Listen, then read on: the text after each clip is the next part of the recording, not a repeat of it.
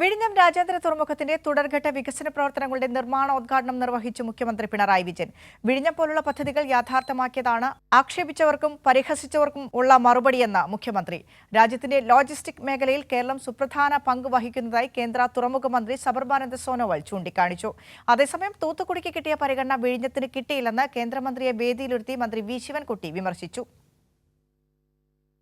ചുരുങ്ങിയ കാലം കൊണ്ട് തന്നെ ആഗോള നാവിക ഭൂപടത്തിൽ കേരളത്തെ അടയാളപ്പെടുത്തിയ സ്വപ്ന പദ്ധതിയാണ് വിഴിഞ്ഞം അന്താരാഷ്ട്ര തുറമുഖം. സമുദ്ര ചരക്ക് ഗതാഗതത്തിൽ ഇന്ത്യയുടെ മുഖമായി വിഴിഞ്ഞം മാറി.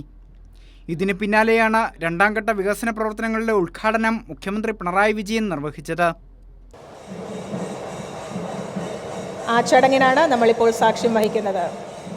The honourable chief minister of Kerala Shri Pinarayi Vijayan has switched on the piling works for capacity augmentation at the container berth second phase expansion area of Vizhinjam International Seaport.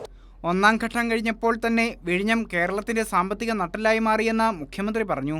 വിഴിഞ്ഞം പോലുള്ള പദ്ധതികൾ യാഥാർത്ഥ്യമാക്കിയാണ് പരിഹസിച്ചവർക്കും ആക്ഷേപിച്ചവർക്കും മറുപടി നൽകിയതെന്നും മുഖ്യമന്ത്രി പറഞ്ഞു.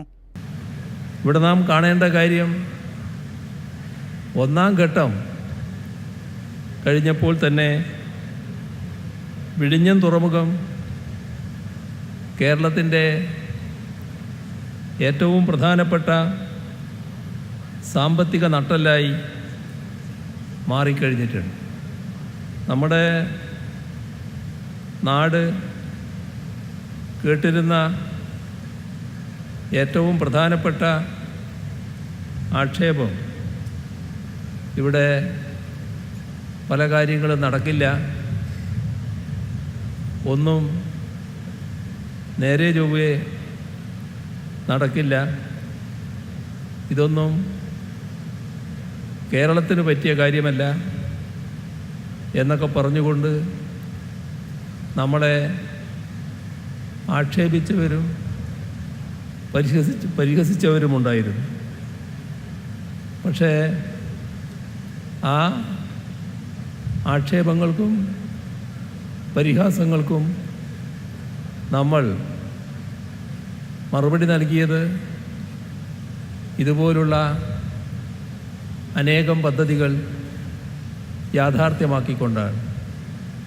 കേന്ദ്ര തുറമുഖ മന്ത്രി സർബാനന്ദ സോനോവാൾ മുഖ്യാതിഥിയായി.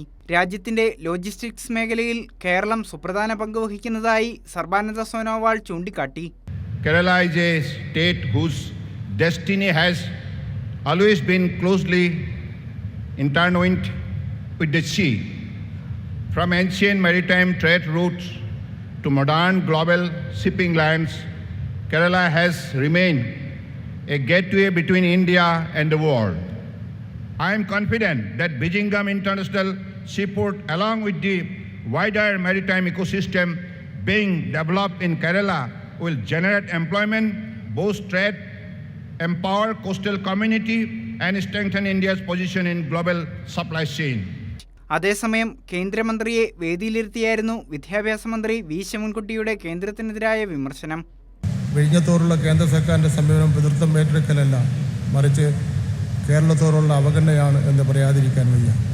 നാളിതുവരെ രാജ്യത്തെ ഒരു പദ്ധതിക്കും ബാധകമല്ലാത്ത, ഒട്ടും നീതിയുക്തമല്ലാത്ത നിബന്ധനകളാണ് വിഴിഞ്ഞത്തിൻ്റെ കാര്യത്തിൽ കേന്ദ്രം അടിച്ചേൽപ്പിച്ചിരിക്കുന്നത്. VGF എന്നത് പേര് സൂചിപ്പിക്കുന്നത് പോലെ തന്നെ അതൊരു ഗ്രാൻഡ് ആണ്, തിരിച്ചടയ്ക്കേണ്ട വായ്പയല്ല. കൊച്ചി മെട്രോയ്ക്ക് VGF അനുവദിച്ചപ്പോൾ അത് ഗ്രാൻഡായിരുന്നു. തൊട്ടടുത്ത തമിഴ്നാട്ടിലെ തൂത്തുക്കുടി ഔട്ടർ ഹാർബർ പദ്ധതിക്ക് 1411 കോടി രൂപ അനുവദിച്ചപ്പോഴും അത് തിരിച്ചടയ്ക്കേണ്ടതില്ല എന്നായിരുന്നു തീരുമാനം. എന്നാൽ കേരളത്തിലേക്ക് എത്തുമ്പോൾ കേന്ദ്രത്തിൻ്റെ നിയമം മാറുകയാണ്. തുറമുഖത്തിന്റെ ഒന്നാം ഘട്ട ഉദ്ഘാടനം ബഹിഷ്കരിച്ച പ്രതിപക്ഷ നേതാക്കൾ തുടർഘട്ട നിർമ്മാണ ഉദ്ഘാടനത്തിൽ പങ്കെടുത്തതും ശ്രദ്ധേയമായി.